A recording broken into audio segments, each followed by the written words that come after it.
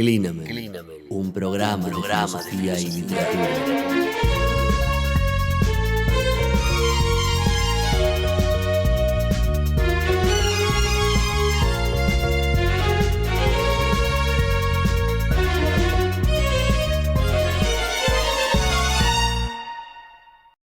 Aquí nos volvemos a encontrar en Clinamen para este episodio 1, ahora sí. Y en esta oportunidad quise darme el lujo de invitar a alguien que es de mi gran estima. Un amigo que además es no un tipo serio, pero es un tipo curioso. Es un apasionado y creo que eso vale mucho más que esa fantochada de la seriedad. Así que les presento a Jonathan Di Paola. Con él vamos a hablar sobre alguien a quien él quiere muchísimo. No vamos a hacer un currículum. Jonathan, muy buenas tardes. Buenas tardes a todos y gracias por escucharme y estar acá. Y por lo de no ser un tipo serio también. Fue un halago, en el fondo. Es un halago, sí. Yo siempre estuve a favor de esa imagen del sabio danzante. De que ese sabio acartonado y en bibliotecas me parece mucha publicidad engañosa. Me parece bárbara. Así que un pensador del baile, de la danza. Bueno, pongámosle. Dicen, mirá. Danzar con las ideas. Claro, dicen que Sócrates tomaba clases de baile a sus cerca de 50, 60 años, así que... Y los amigos le pareció una cosa realmente rara y criticable, pero él veía en eso cierta sabiduría. Así que hay que seguir con esa idea del sabio que aprende a bailar. Y que en ese sentido parecería mucho más griego al estar tan en contacto con el cuerpo, según esa historia que Nietzsche nos contaba de Grecia. Exacto, Mira, buen dato. Bueno, yo te quise invitar esta vez para hablar de Platón. Creo que ¿Estaremos a la altura? ¿Estaremos a la altura? Es una pregunta, no sé. Pero antes de hablar de Platón, yo quiero traer a Borges, que siempre me gusta. Hay una frase de Borges muy linda, que me parece que abre a Platón y abre al tema. Porque lo menciona, sin mencionarlo. Borges, en la casa de Asterión, dice: no me interesa lo que un hombre pueda transmitir a otros hombres. Como el filósofo, pienso que nada es comunicable por el arte de la escritura. Él no lo dice, pero yo apostaría bastante a creer que está hablando de Platón. Así que... Johnny, comencemos por el principio. ¿Quién es Platón? El filósofo, podemos decir como... Con mayúsculas. Como dice Borges. ¿Quién es Platón? ¿Cómo lo presentarías? ¿Qué dirías de él? Yo diría que Platón es realmente aquel que supo poner en palabras, escribir y transmitir también, más allá de las palabras, el hacer de una manera plástica, sí, la forma de pensar de Occidente. A mí me pasa esa curiosa actividad que igual creo que un poco les pasa a todos, pero quiero arrogarme que tengo más fundamentos. A ver. De ir caminando y escuchando pensamientos, y cada vez que uno levanta el polvo sobre algún dicho, algún pensar, alguna forma de cultura, encuentro la huella de Platón ahí. Y eso a mí lo que siempre me atrapa, que leo y encuentro ahí en un pasado muy remoto o en una voz muy presente ese pasado. Latiendo aún, todavía latiendo. Eso es lo interesante. Como si fuesen unos cimientos, pero vivos, encendidos. Claro, exactamente. Por decirlo, a ver si vamos a entrar un poco más en profundidad, pero si hubiera que sí, yo creo que hay dos fundadores de Occidente. Y ya me pongo a tirar tesis fuertes. Hay dos grandes fundadores de Occidente. Me gusta. Y esos dos grandes fundadores de alguna manera han sido ágrafos. Bien, ¿qué significa? Y no han escrito. No han escrito. Son personas que no han dejado nada por escrito. Así que de Aristóteles no vamos a hablar. Y evidentemente no. Y acá también queda fuera Platón, pero exacto. ¿A qué vamos? A ver. Tenemos a Sócrates y tenemos a Jesucristo. Bien. Y sin esos dos personajes es inentendible Occidente. Bueno. O sea, que estamos hablando de Occidente, pareciera que debe muchísimo de su tradición a Grecia. y al cristianismo, Sí. ¿no? Traducido en Claro, otro... la cultura judeo-cristiana. Sí, exacto. Y creo que eso... es ineludible. No sé si se puede reducir a eso, pero aparentemente No. son dos factores indispensables para Exacto. que sea Occidente. De alguna manera, es como en la receta del bizcochuelo sabemos que hay harina y huevo hay. Después hay otras cosas. Excelente. Pero digamos, esencialmente necesitamos eso. Bueno, eso es Sócrates y Jesucristo. Pero bueno, ¿cómo sabemos sobre ellos? Sabemos por lo que escribieron de ellos, ¿no? Entonces, Sí. por otros personajes. Los evangelistas y Platón. Principalmente Platón, tenemos otras fuentes, pero podríamos decir que las otras fuentes nos han llegado y han tenido valor gracias a que Platón hizo o estuvo a la altura de las circunstancias de lo que tenía que estar en esa figura que fue Sócrates, que para nosotros es misterio, porque es imposible acceder a él, pero sabemos que ahí la semilla que genera el germen que hace que aparezca la maravilla filosófica en estos pensadores posteriores.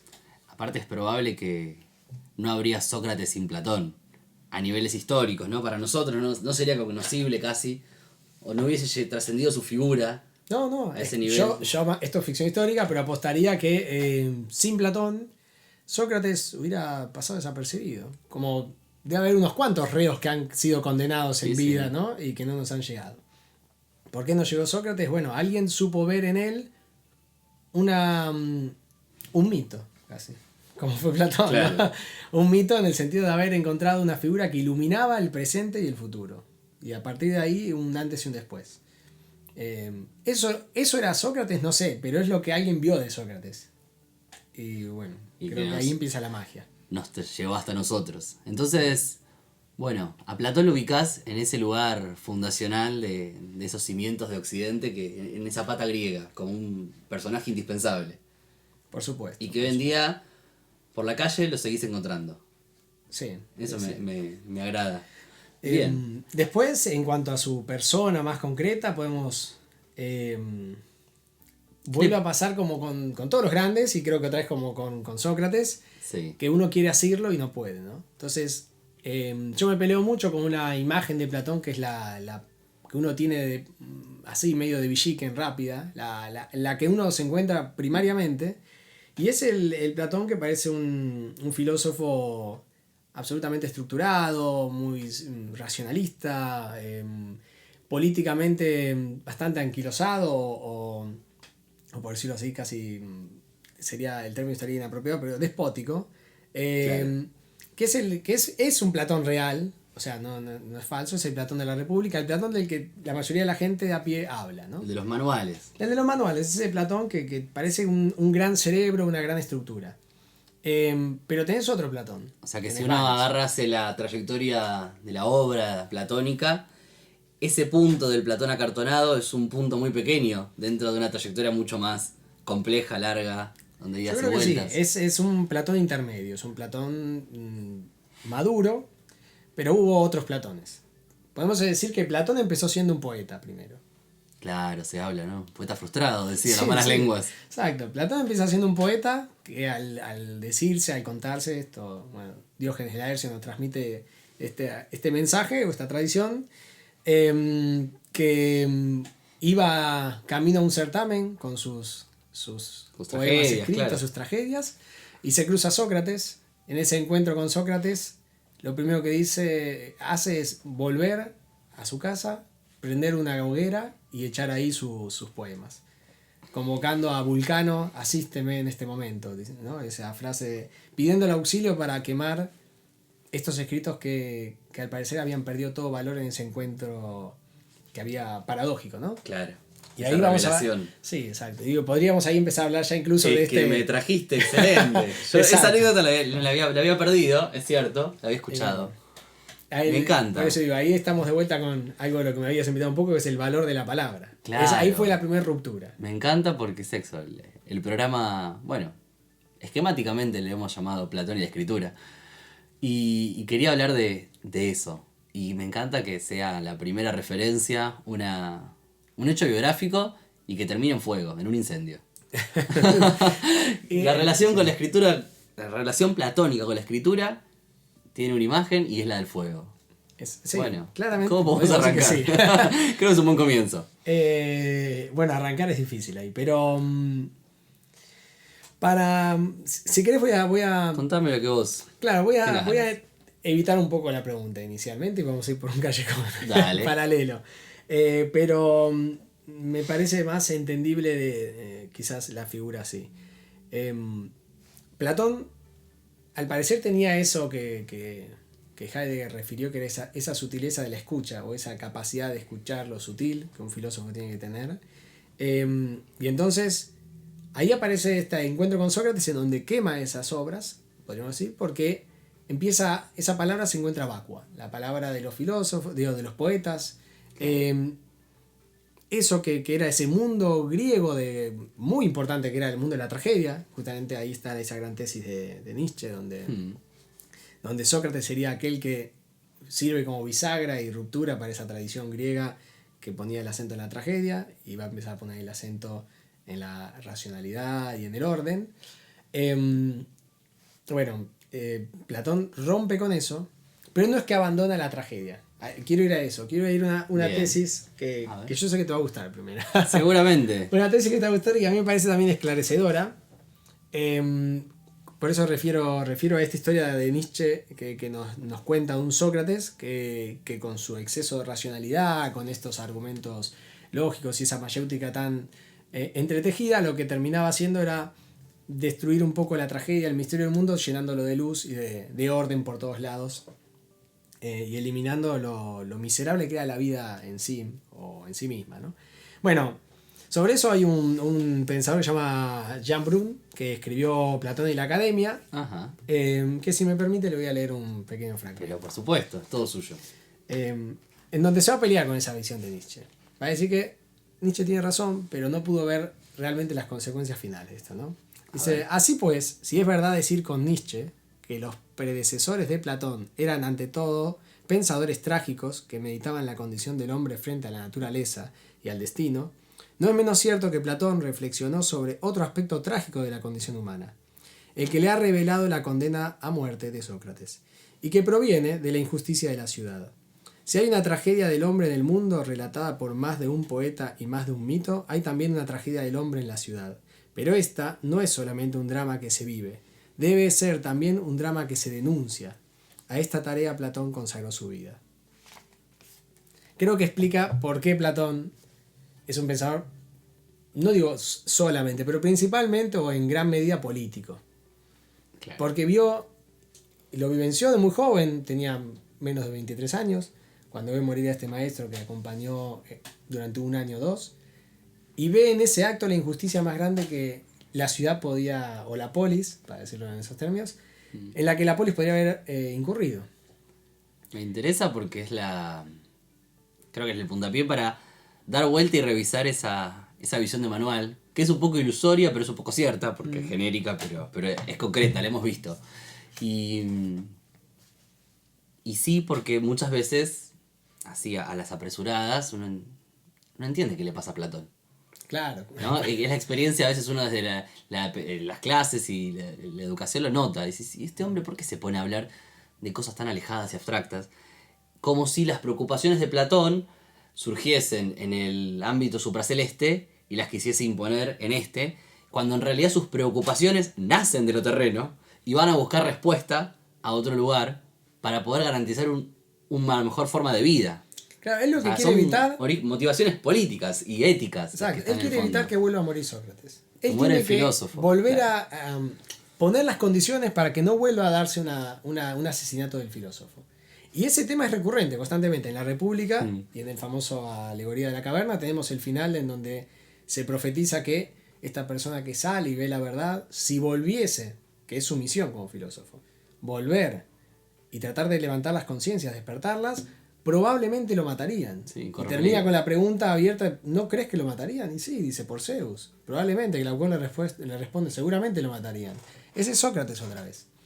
Y ahí uno entiende por qué ese Platón, que a veces también parece un aguafiestas, podríamos decir. Porque ¿El Platón autoritario? el Platón autoritario, aguafiestas, claro. Platón se dice que era un tipo muy obsesionado con la mesura. Claro. En el último libro de Las Leyes pone un censor de banquetes.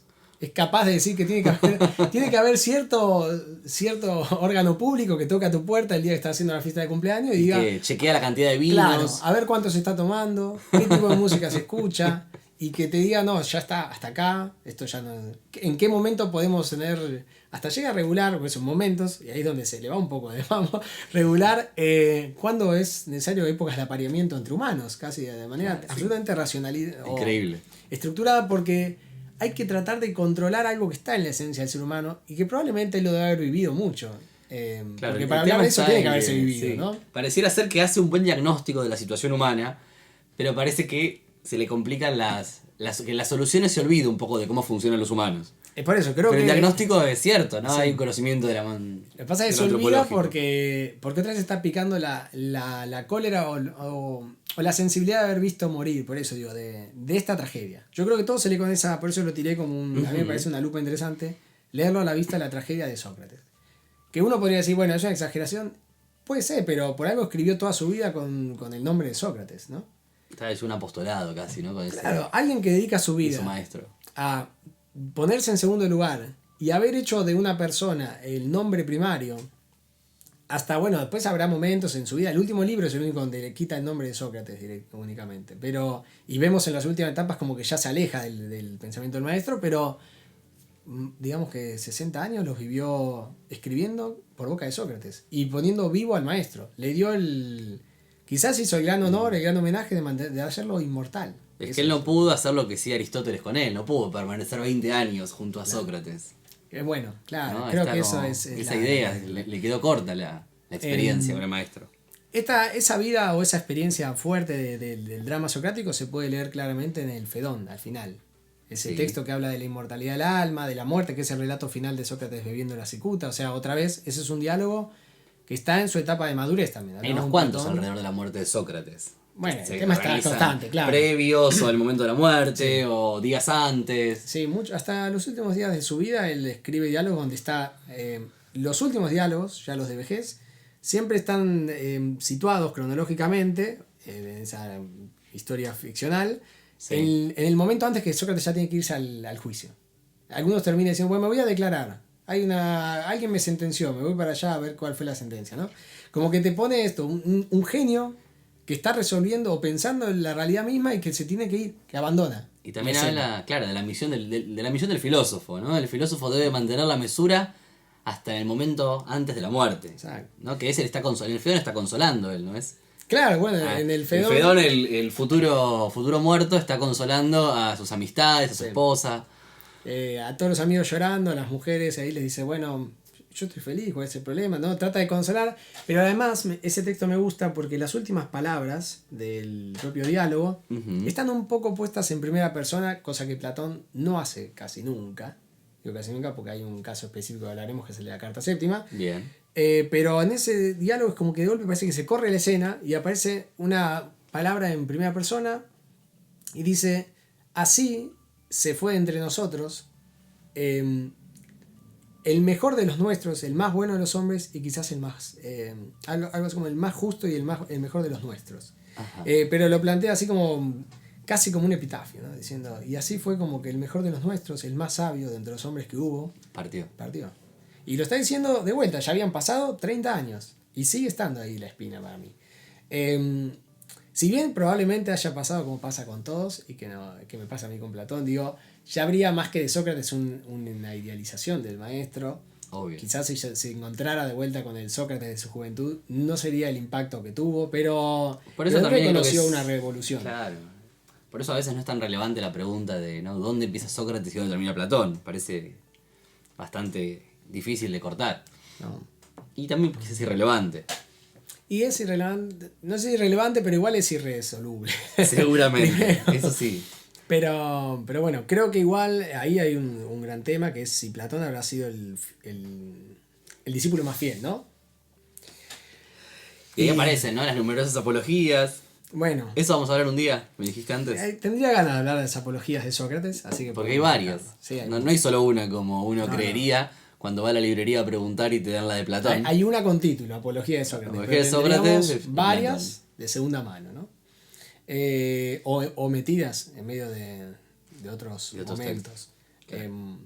Ya acá en Argentina, Conrado Gersland, un estudioso de Platón, había propuesto que en verdad la primera apología, después desestima esa tesis, pero primero dice que la primera apología platónica fue el Critón, no la apología de Sócrates. Claro. Que Platón, en ese diálogo, que es el diálogo de Sócrates en la cárcel, y los amigos vienen a proponerle que se fugue, está en verdad Platón haciendo la apología de su maestro. Está mostrándole cómo era ese maestro o ese que condenaron a todos los que no lo entendieron. Era un tipo tan noble, que podía dar la vida sin flaquear.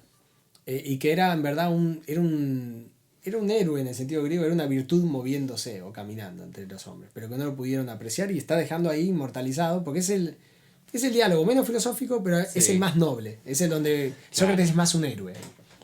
Así que bueno, tiene una tesis interesante, pero digamos, hay varias apologías, tipos de apologías y apologías concretas, ¿no? El juicio relatado. Pero bueno. Eso lo haremos. Lo haremos, quedará anotado para una próxima vez. Pero ahora quería entrar de lleno en la relación platónica con la escritura. Ya antes traías a Sócrates. Sócrates, salvo para un político argentino, no escribió nada. Dicen por ahí. Y Platón se la pasó escribiendo. Claro. Pero su relación con la escritura en ciertos lugares parece polémica. Bueno, ¿qué hacemos con estas variables? ¿No? Sócrates como un maestro oral, ¿no? De la enseñanza en público, que no habría registros. Platón, una extensísima obra, y él ahí en un tire afloje entre escribo, no escribo, hago diálogos, pero escribo, no me gusta la palabra escrita, sí me gusta. Bueno, contanos un poco de eso. Bueno, para contextualizar, primero podríamos decir que habría que saber cuál fue la función de los diálogos. O sea, bien, o sea, la elección literaria del formato diálogos, decís. No, ese sería otro tema. Podemos charlarlo, pero voy a que ¿para qué el autor quiso escribir? O sea, el porqué de la escritura. Porque en eso se barajan diferentes hipótesis, ¿no? Podemos decir que una hipótesis que es la más consensuada y que ha tenido mucha relevancia en los últimos años con las investigaciones de Reale, pero ya venía de antes, es la hipótesis de que Platón lo que escribe, lo que nos llega escrito, serían textos de divulgación o casi de... sí, podríamos llamar de divulgación perfectamente, pero de invitación.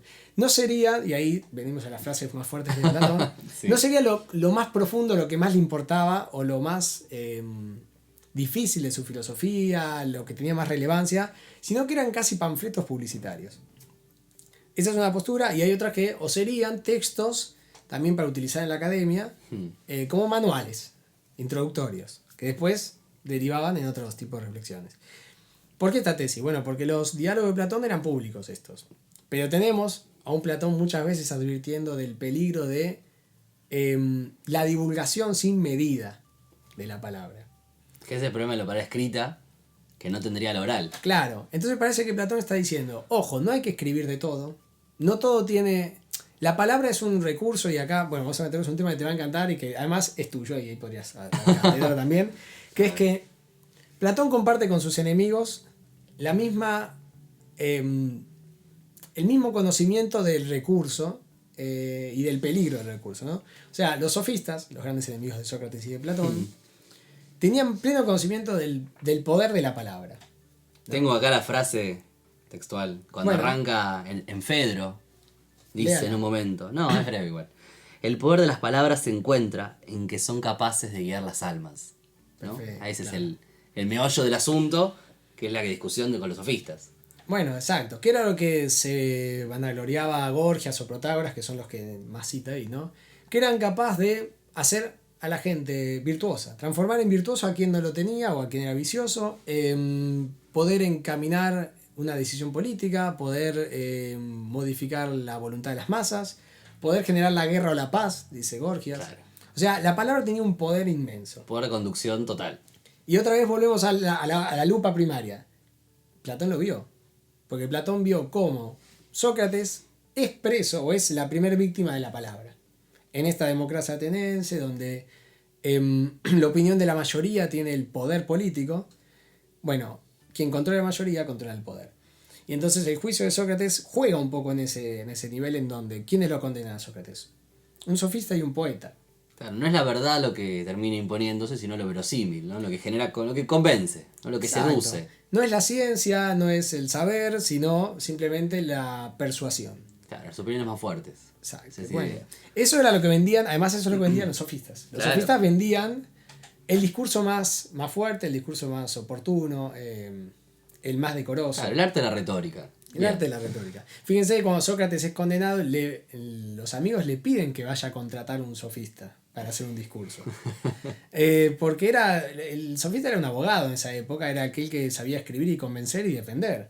Y eran especialistas en defender en tribunales. Entonces le dicen a Sócrates que vaya a solicitar sus servicios y Sócrates se niega rotundamente. Él dice, yo me defiendo con la verdad. Esa es la única defensa que necesito.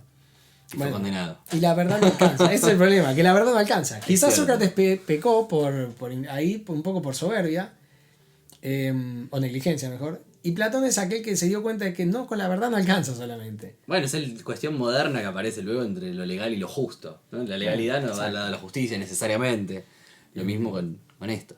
Así que Platón entiende que la palabra tiene un poder que hay que saber regular.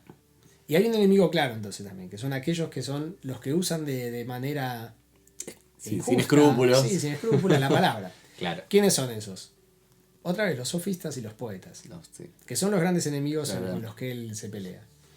Entonces, Bueno, por eso hay que tener cuidado con lo que se escribe. hay que tener cuidado con lo que se escribe y con lo que se dice y a quién se lo dice. Claro, pero yo recuerdo a eso. Mire, le Creo voy que en a, Fedro voy a aparece. regalar otra cita. A ver. Otra tire, cita tire. interesante que yo creo que esta va a ser propicia para lo que está queriendo decir. Otra vez citando a Diógenes Laercio, Ajá. en un momento sobre Platón nos dice que Platón distinguía sobre el bien decir o el saber decir. Bien. Dice, el bien decir u orar se divide en 4, según Platón. Uno es decir lo que conviene. Lo otro, decir cuánto conviene. Lo tercero, a quiénes conviene. Y el cuarto, cuándo conviene decir. Bueno, sigue con alguna especificación de eso, pero que no nos es esencial. Pero fíjate que ya, si creemos en lo que dice Diógenes Laercio, y yo creo que tiene mucho sentido con lo que estamos hablando, Platón sería uno de los primeros que empezó a hacer un estudio casi sociológico del poder de la palabra, psicológico, Sí. y entender que, bueno, la verdad no es siempre, quizás. O sea, no hay que, porque sea verdad hay que decirlo. No es que hay que ir cortando cabezas con la verdad. La verdad tiene su momento, tiene su maduración, tiene su tiempo. Y algo donde lo podemos ver prácticamente o bien aplicado es en ese gran episodio, otro de los grandes episodios de Platón, pero más en su vida privada, que es su relación con el tirano Dionisio. Claro. Dionisio, Platón, en un momento tiene el sueño de poder concretar su república o su gobierno perfecto. Un amigo en Siracusa le dice, vení, que hay un joven rey que asumió tempranamente y vos podrías ser su consejero y asesor. Y entonces hacer un gobierno perfecto, como el que muchas veces soñaste. Platón va ilusionado Entusiasmadísimo. y se da cuenta de que es imposible, o fracasa rotundamente. Y uno dice, ¿por qué fracasa? Y está todo un poco el secreto de lo que vamos a querer ver. Fracasa porque Platón se da cuenta de que no es que el conocimiento o la verdad simplemente es un hecho teórico. Primariamente es un hecho ético o antropológico, si se quiere. Hay ciertos hábitos que acompañan a la verdad, que si no se dan, la verdad no puede despertar. Claro. Entonces, ¿qué pasa con Dionisio y con los reyes en general? Por lo cual Platón llega a decir en la misma carta, la única salvación es que los reyes se hagan filósofos, cosa que es imposible, o merece un milagro de los dioses, o que un filósofo llegue a rey, cosa también igual de difícil. Pero me parece que marca que no es tan imposible. Pero Claro. ¿por qué los reyes no podrían transformarse en filósofos? O sería muy difícil que esto pase, y solo por la ayuda de los dioses se daría. Porque están rodeados de vicios, o están acostumbrados a lo largo de su vida a no haber puesto frenos a sus deseos, a su poder. Entonces tienen un alma que está acostumbrado a la desmesura, al capricho. Para Platón, el habitáculo en donde puede darse la verdad y tener resultados, ser efectiva, es un alma que haya aprendido a lo largo de toda una vida de iniciación casi a desprenderse de un sí mismo casi. Ir Sí. pudiendo librarse del peso del cuerpo, el peso de los placeres, del deseo, de la propiedad privada, que es otro de los grandes temas que Platón pone en los gobernantes, Y una vez que pase eso, uno puede gobernar no para sí, sino para otros. Ahí Ese es el gran podríamos pensar principio. en cierta herencia pitagórica. Bueno, sí, en No, estas comunidades. órfico-pitagórica, la idea de Las que comunidades una órficas. preparación. Claro, para una preparación para la recepción de cierta... Sí, tenés ciertas eso. verdades. Y tenés todas las tradiciones místicas de la época, como los cultos. Se me olvidó ahora, los de Eleusis. Los cultos de Eleusis, claro. que eran los grandes misterios, que uno tenía que hacer una preparación, hay una serie de ritos. Platón es un místico en muchas cosas, y él lo que Sí. también entiende ahí, siguiendo esa línea, es que hay pasos que el hombre debe ir realizando para poder que las cosas se le revelen. No para ir directamente a la verdad, sino porque la verdad se revela luego de haber superado ciertas etapas y pasos en la vida. Claro, ahí aparece esa imagen, ¿no? Después de un largo tiempo de convivencia con la Exacto. verdad, ella por fin se nos presentará. Bueno, bien. ¿Qué pienso en esa frase ya más? ¿Tenés esa cita ahí? O... No. Ah, Eso es carta séptima. carta séptima, hay una linda, bella referencia a que la verdad es algo que se despierta en el alma de la persona que convive con el problema. La tengo. Largo tiempo. Me pareció que me estaba mintiendo, pero... Dice, desde luego, no hay ni habrá nunca una obra mía que trate de estos temas, sobre lo anterior. Entonces dice, no se puede, en efecto, precisar cómo se hace con otras ciencias, sino que después de una larga convivencia con el problema, acá está, y después de haber intimado con él, de repente, como la luz que salta de la chispa, surge la verdad en el alma y crece ya espontáneamente. ¿No? Y hay cierto Bien. trabajo de las facultades intuitivas, pareciera. Bueno, hay un... Eso lo interesante es el convivir. A mí me encanta siempre esa parte del convivir íntimamente. Que además uno puede rastrear que es... Yo creo que eso es una herencia socrática. Eso es lo que Sócrates enseñó o legó. Porque lo que podemos saber por otras referencias que tenemos es que Sócrates tenía un valor muy fuerte de la amistad y lo que era juntarse y dedicarse a la filosofía, pero en comunión.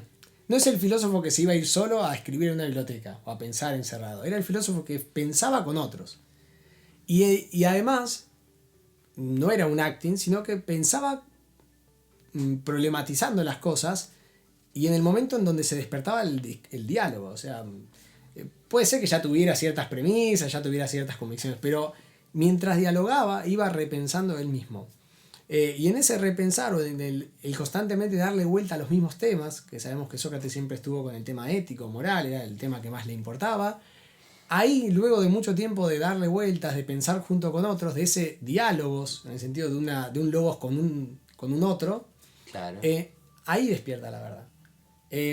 Por eso el clima de la academia uno puede imaginárselo, y creo que sería muy acertado, como un lugar más que un dictado de clases, un lugar donde se estaba debatiendo. Un gran conversatorio. Un gran conversatorio, sí, porque al Sí. parecer es lo que Platón nos muestra en estas citas, estas referencias, de cómo se despierta la verdad, de su pedagogía, y lo que Sócrates mantuvo, y creemos que de ahí sigue. Entonces acá abre una serie de relaciones interesantes entre cierto aprendizaje metodológico del maestro, ¿no? Del modo en que se hace filosofía, que es dialógico, una decisión literaria de que los textos se compongan en la obra platónica de esa manera, En forma de diálogo que en forma de representaría el diálogos. modo propio. Sería quizás el parche más Sí, es el idóneo para suplemento. suplantar aquello que no se está pudiendo hacer. Y por otra parte, cierta idea que pareciera sugerir que la filosofía no puede sino hacerse de forma dialógica, conversacional, con un otro. Bueno, por eso vuelvo a Hay que como una- los diálogos escritos Sí.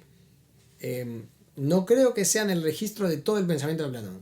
Y acá Vuelvo ya a aparece el tomar- punto donde hay doctrinas y doctrinas. Claro, por eso vuelvo a la cita esta donde dice: yo nunca escribí estas cosas. ¿De qué está hablando ahí? A Claro. Dionisio, que en el último viaje le manda una cartita a Platón diciendo: Platón, perdóname, siempre estamos peleándonos. Y a Dionisio le gustaba tener a Platón en su corte porque era un tirano de élite y le gustaba tener lo mejor de lo mejor. Así como de las mejores vasijas. Bueno, Platón era famoso ya, Sí. era el gran filósofo.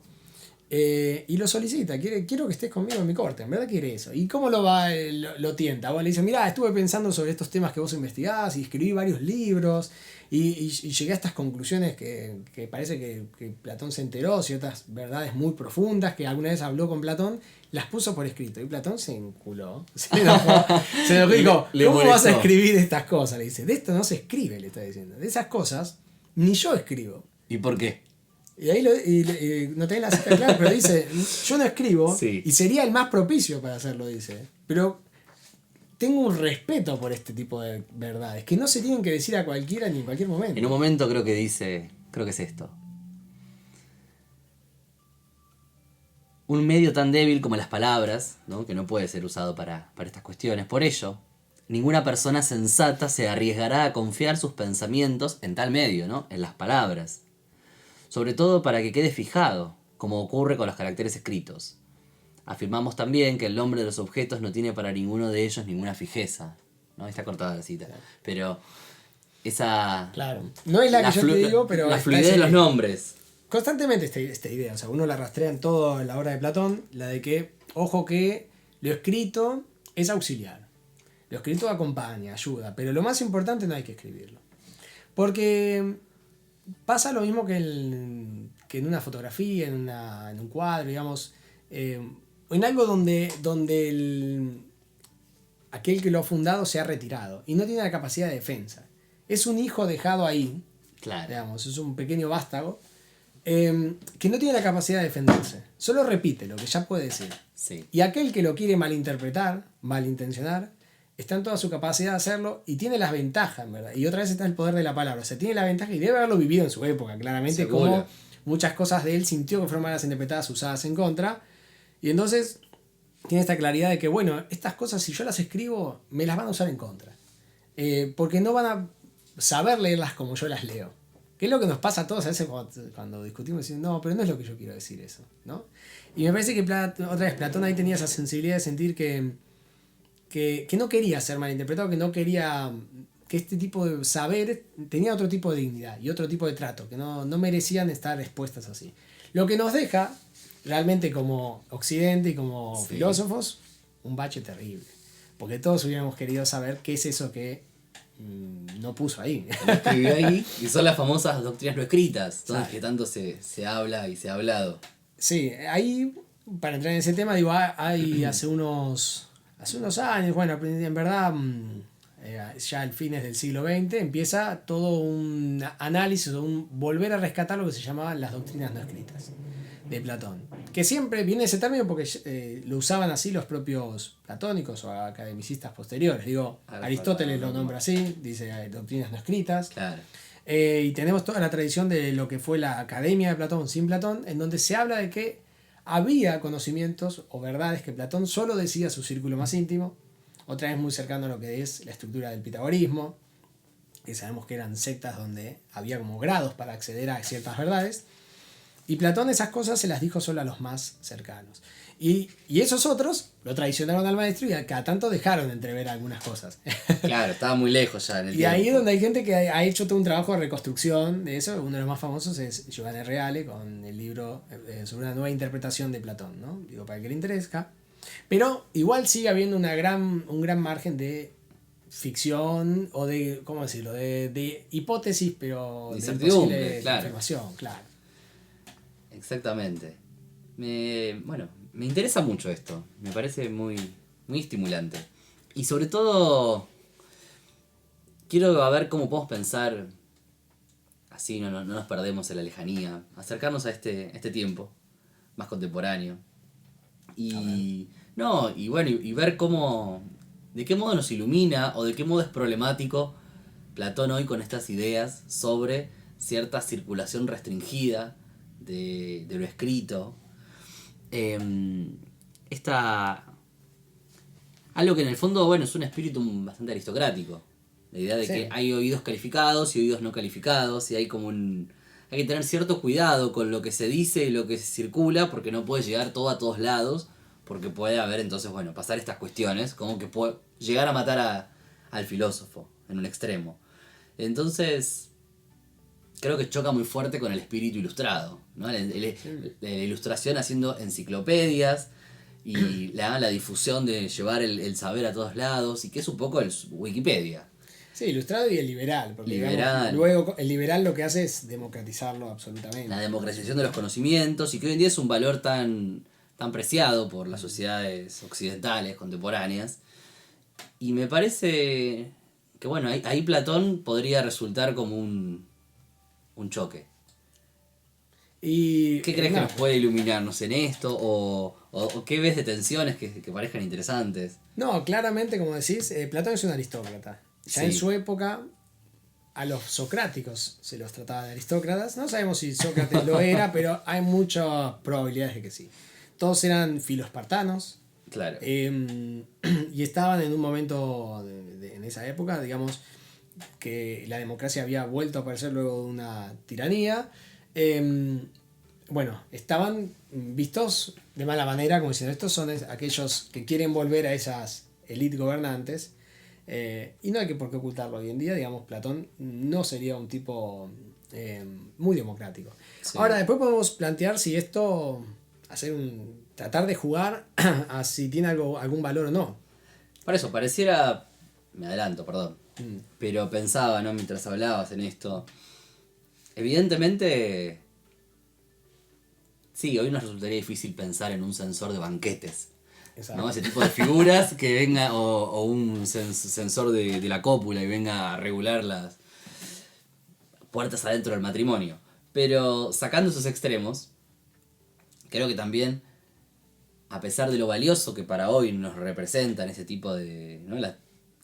El libre acceso a la información y la transparencia, aparente transparencia comunicacional propia de este siglo XXI, también ha llevado a hechos bastante tristes y conflictivos. El hecho de que uno ingresa a internet y encuentra una abundantísima cantidad de información sin clasificar, sin jerarquizar, ¿no? Descontrolada, donde entonces uno se encuentra bastante desprotegido.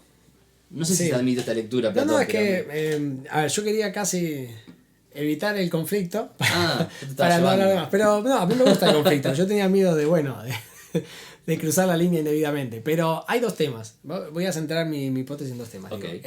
El pensamiento de Platón admite como un recurso necesario, absolutamente necesario y legítimo, la censura. Cosa que hoy en día ya no es problemática, y creo que cualquier persona que le dicen censurar se lo va a tachar de facho y de claro. que está en una lógica que no es la de estos tiempos. Sí. Pero igual en el reverso de esto de la censura o de la de la libertad de expresión, aparece la censura nuevamente. O sea, no somos una sociedad libre de censura. Lo que pasa es que la censura la invisibilizamos en otros mecanismos. Bueno. Entonces, ¿qué quiero decir con esto? La invisibilizamos en otros mecanismos. Bueno, pongámosle, pongo un ejemplo. La idea de que somos todos iguales. Eso es una censura invertida. O sea, todos somos iguales. ¿Pero en qué somos iguales? Y cuando empezamos a analizar o a acabar un poco, podemos ver que es una ficción, que todos somos iguales. Sí. O sea, ¿somos iguales en lo biológico? En verdad no, porque tenemos gente con habilidades diferentes o especiales, como quieras llamarlas, pero somos diferentes. Yo no corro muy rápido, nunca fue mi habilidad. Bueno, somos... Sí, ya hasta química y biológicamente estamos compuestos en por el ADN, sustancias. Ahora, en los conocimientos, porque somos una sociedad que nos gusta decir que todos tenemos las mismas capacidades. ¿Tenemos las mismas capacidades realmente? Yo, si tuviera las mismas que Messi, tendría mucho dinero y no las tengo. Claro. Y intelectuales, tampoco. Entonces, si no somos iguales en lo intelectual, en las habilidades motrices, ¿en dónde somos iguales?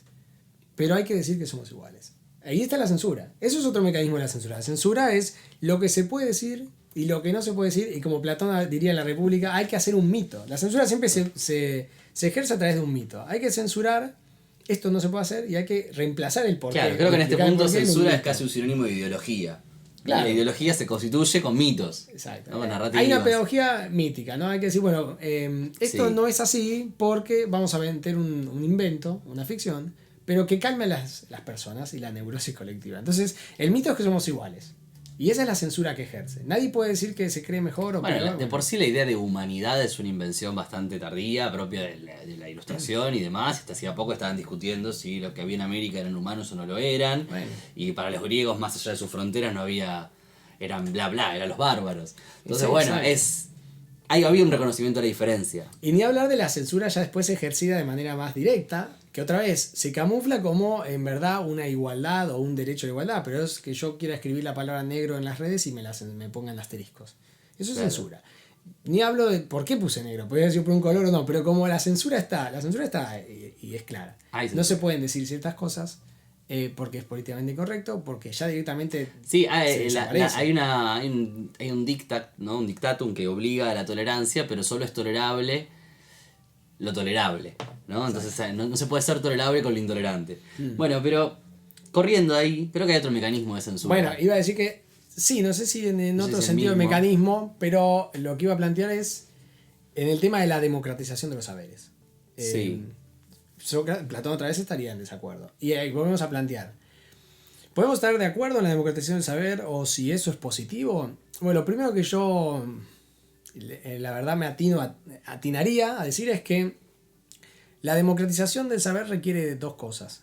Primero, la calidad del saber tiene que bajar para ser accesible a todos. Es como cuando queremos un auto nacional y que alcancen todos a comprarlo. Claro. No puede tener los mismos servicios que un Ferrari, un Mercedes. Sí. Porque si no se llega. Entonces hay que bajar la calidad. Con lo cual estamos democratizando. Pero el saber también estamos de alguna manera denigrándolo o deteriorándolo en lo que es en sí. Y de otra manera, además, la sobreabundancia de conocimiento y de saber tampoco genera saber. La sobreabundancia genera información. Claro, la polimatía, ¿no? La famosa. Bueno, claro, por eso la sobreinformación, o la información en sí, simplemente es dato. Pero el saber requiere, y vuelvo a Platón y a la Cartesiana, requiere un convivir, un madurar. Si no hay un convivir y un madurar, lo único que hay es información.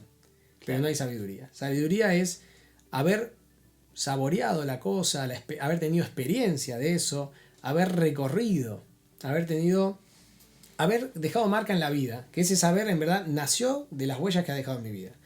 Yo a veces lo digo, lo veo muy, muy claro, yo de clases, sí. Y uno encuentra hoy en día que todos tienen mucho de información, o sea, pibes que te relatan todas las dinastías que hubo en China. Y vos decís, ¡wow! ¿Cómo saben todo eso? Pero si vos le preguntás por la cultura china o querés entrar en ese saber más allá de lo cronológico, el mero dato informacional. Que tiene, informacional, en verdad es un copy-paste, pero en las mentes de información de Wikipedia. Pero vos le decís, ¿de dónde lo sacaste? ¿O dónde están las fuentes? ¿Dónde está la investigación de eso? Y no le hicieron ellos la investigación. No hay fuentes, no hay investigación. Lo que saben es un dato. Que no pueden ni contrastar en si es verdad o no. Solamente lo tienen memorizado. Sí. Y pero lo ven la dificultad a veces de sintetizar o de resumir, ¿no? Hay un texto, poder sintetizar o resumir esto y, bueno, claro, y cuesta identificar principal, distinguir cuestiones, ¿no? Identificar lo mismo, seleccionar, criterios de selección de información. Y porque somos una sociedad absolutamente receptiva. O sea, hoy en día la información es receptiva, se recibe información, pero no se produce.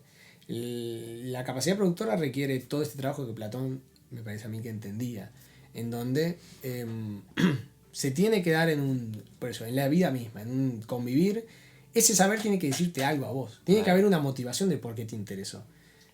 O por qué llegaste a eso. Sí. Yo, a ver lo que pasa a veces, vos lo entenderás muy bien, cuando yo, la experiencia de hojear un libro.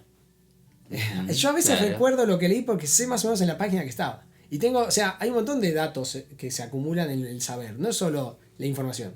La información es el dato abstracto absoluto, pero yo recuerdo la tapa, recuerdo el momento de mi vida cuando estaba leyendo eso, recuerdo la ubicación en la hoja, recuerdo que esta frase estaba abajo a la izquierda. Y todo eso, no es que uno puede decir es anecdótico o accesorio, no, hace que esa información sea mucho más duradera, que tenga un fundamento de dónde salió, le remite al origen, y todas esas causas hacen que eso sea saber, y no información.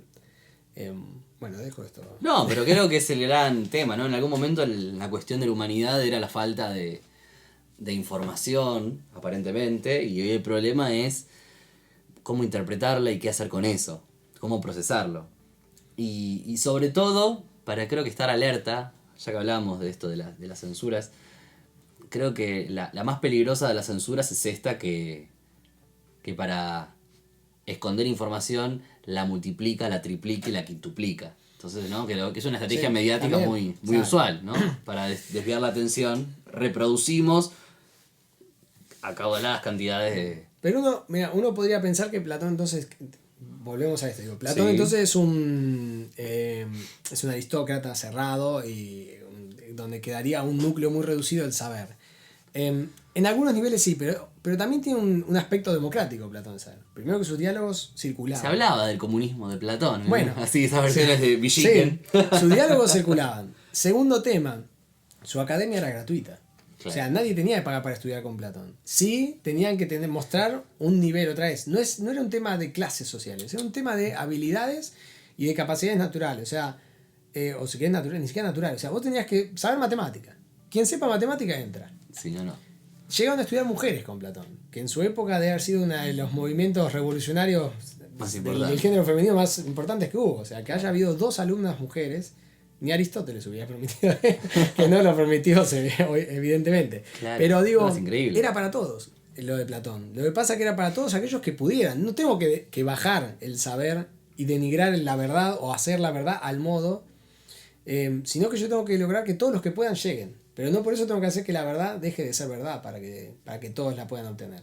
Ahí donde está esa doble lectura, ese Platón, puede decir, más democrático, más abierto, pero no en este sentido liberal que actualmente hablamos. Bueno, creo no que demagogo, me interesa esto porque me encanta demoler ese anacronismo, ¿no? De que podemos casillar rápidamente. Es un aristócrata y un aristócrata significa lo que conocemos hoy en día, que no sé ya ni lo que será eso. Pero la complejidad, hay un montón de variables en juego, ¿no? Sí. Entonces podemos decir que era el tiempo comunista y aristócrata. Sí. No, pero me encanta. Bien. Bueno, ¿vamos cerrando? Estamos en, no sé el tiempo. Usted maneja por eso las Estamos en tiempo, manejo las cuentas. Sé que había un lindo mito del dios Teud que hubiera querido quizás leer. Creo que le pasamos pero cerca, pero quedarán para otras oportunidades cuando querramos hablar de otra cosa y sin querer terminamos hablando del mito de Teud. Creo que está bien. Para cerrar, te quería preguntar 2 cosas breves. Bien. 1, ¿por qué? Creo que igual un poco lo respondiste, pero quiero que lo dejes más asentado. ¿Por qué hoy en este siglo XXI, elegís a Platón, elegís hacer pie en Platón para pensar lo real, para pensar el mundo, para pensar algo? Que pareciera alguien tan lejano y tan perdido. Pasaron más de 25 siglos y vos lo elegís para que te acompañe a sus categorías, ¿no? Su invitación. Sí. Yo creo que hay una respuesta rápida que es: no hay más que una sintonía intelectual. O sea, lo leo y vibro con él. Estamos en la misma frecuencia muchas veces. Bien. No hay más que es una experiencia intuitiva, no sé si ni siquiera llamarla racional, pero ¿viste? Cuando uno se junta con alguien y al instante siente que es un amigo de toda la vida. Claro, Exacto. afinás con Platón. Y luego tengo un desarrollo un poco más acabado de eso interno que me pasa. Yo a veces he pensado en cómo suelo filosofar. Y yo sé que tengo 3 filósofos de cabecera, que son Platón, Nietzsche y Kant. Santa Trinidad. Y uno diría, ¿cómo congenia todo esto? Bueno, y tiene es que polémica, ver con que, sí. claro, a mí me parece que Nietzsche, personalmente yo lo veo como, me gusta el modo en que critica. O sea, Nietzsche me parece que en su metodología, en su crítica, es un tipo afinadísimo, pero no me quedo en su propuesta. Exacto. Bien, Kant sí. me parece que es el gran personaje que me explica por qué hoy en día somos lo que somos. O sea, me parece que Kant es el filósofo que marcó la cancha de los últimos 300 años. O sea, cómo estamos pensando, cómo funciona, todo en eso está la sombra de Kant. Y me parece entonces que es el gran enemigo o es el gran personaje, no sé si en términos de enemigo no me gusta mucho, pero es el tipo que hay que superar para poder llegar a otro estadio filosófico. Para abrir otro futuro, sí, claro, otro mundo. Es el tipo que la filosofía hoy en día tiene que lograr superar. No hemos superado a Kant. Pero por eso me parece atractivo. Claro. Es ese gran monolito que hay que lograr derribar o utilizar. La esfinge que hay que atravesar. Bueno, sí, claro, el acertijo de la esfinge. Y Platón, muchas veces el personaje en el cual yo siento que me habla de las cosas en cuanto como siento que las cosas son o deberían ser. Quizás, o sea, a veces tiene su toque más idealista y toca más lo que debería ser que lo que es. pero a veces, como funcionó su república, digamos, Ajá. la república de Platón, Platón sabía que no era un hecho concretable. Él lo plantea, incluso dice, esto no es sostenible, pero esto es el ideal. O sea, nosotros debemos tener el boceto de hacia dónde. Bueno, Platón muchas veces es el hacia dónde, yo creo. Luego ahí tenemos que ir viendo cómo se acerca a eso o qué cosas son aplicables y qué no. Pero muchas veces leo y en Platón encuentro esa frescura que tenían los antiguos en el pensamiento, cierto sentido común, y más allá del sentido común, cuando leo y a veces me sigue pasando la taumazo. Claro. O sea, me sigue pasando que leo Platón y me sorprendo. Leo, y lo leí todo, pero cada vez que lo vuelvo a leer me sorprendo. Leo una obra nueva y digo, no puede ser que haya hecho esto.